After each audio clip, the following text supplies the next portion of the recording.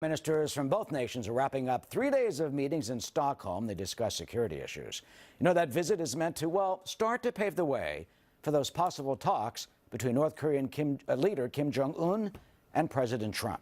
Ryan Chilcote has more details on these talks from London. Eric, the Swedish foreign minister didn't reveal much and, crucially, didn't give us much more clarity on a possible meeting between President Trump and the North Korean leader Kim Jong-un. The North Korean foreign minister who she was meeting with said absolutely nothing at all to the reporters who had gathered outside of the venue there in Sweden. Now, you may be asking yourself, why were the Swedes meeting with the Koreans? Well, the reason is because Sweden is one of only a very few Western countries with an embassy in North Korea. The U.S. doesn't have one, so Sweden often acts as a go-between. Trump, you will recall, agreed to meet Kim by May. South Korean officials who have met with Kim say he's willing to discuss the North's nuclear weapons program. It's still not clear, though, whether that is a potential breakthrough or a repetition of the North's long-standing position that it's willing to get rid of its nukes if the U.S. withdraws its troops from South Korea. That's a demand that has long been a non-starter for U.S. presidents in the past. Now, Sweden has been floated as a possible venue for that U.S.-North Korea summit, but it's not the only one. Lots of talk about a village on the South Korean side of the DMZ. Many people say that's the much more likely place if President Trump and Kim Jong-un are to meet. Eric? All right, Ryan, from London, thank you. Arthel?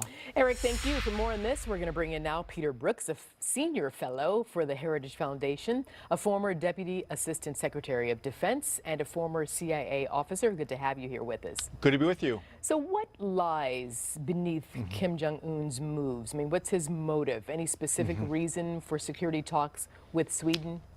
Well, it's interesting. I mean, you know, the Swedes, as your correspondent mentioned, have long-standing ties with North Korea. In fact, they were the first Western country to open relations with North Korea back in the 1970s. And as you mentioned, they also do consular affairs for the United States. There have also been a number of what they call Track 1.5, Track 2 sort of meetings between North Koreans and Western academics and former officials in Stockholm.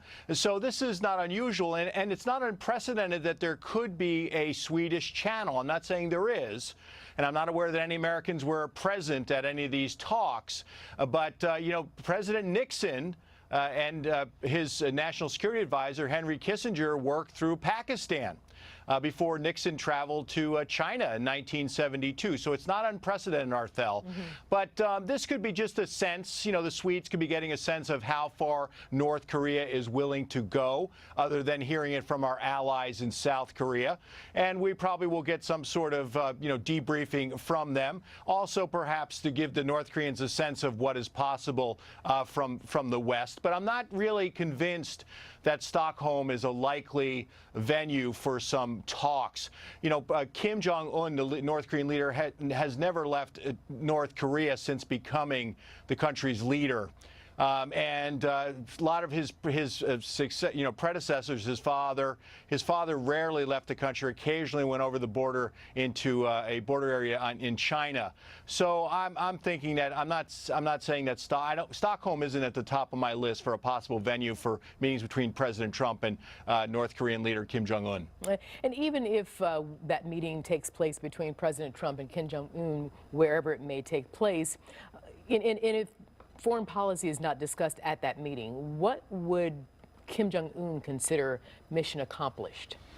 Well, you know, I think our expectations are pretty high, and I think we have to moderate them. You know, we're talking about a very short time before this summit may take place. We've heard by the end of May. There's nothing says it has to be by the end of May, but that's only 2.5 months away. That's a very short time. I mean, a lot of these summit sort of meetings takes, you know, 6 months. Right, preparation. Yeah, before you can expect something to happen. So, but remember, you know, we negotiated a lot during the Cold War with the Soviets. In fact, I'm reminded of President Reagan's meeting with Premier Gorbachev at Reykjavik in Iceland, and that meeting fell through. But it was the first of meetings that led to additional arms control measures later on. So, you know, the first meeting may be just something that is kind of a get to know each other. Right, a litmus test to see how things could right. go. Test their Beyond that. diplomatic intentions, But get an then- understanding of where they stand. But I do want to ask you before I let you go, Yeah. when you look at trying to water down the temperature, getting Kim Jong-un to neutralize his nuke development, getting the U.S. Cooperation from Russia and China, how surgical does that approach have to be, and how dangerous is the operation? Well, I mean, there are significant challenges here. You know, there's always a possibility that a summit could fail and could make things worse, right? I mean, it doesn't mean that that's going to happen, but there are significant challenges here. And of course, South Korea plays a very important role. I mean, ultimately, the situation on the Korean Peninsula needs to be resolved, that including South Korea. So we have to deal with our allies in Japan, major powers like Russia and China. So there's significant challenges here in moving these negotiations and the challenges on the Korean Peninsula forward. Peter Brookes, thank you very much for your analysis. I have to leave it there. Thanks for having me. Take care. So I see Peter got the memo. Wear a green tie on TV. On St. Patrick's Day. Arthel got the memo. Wear a green dress.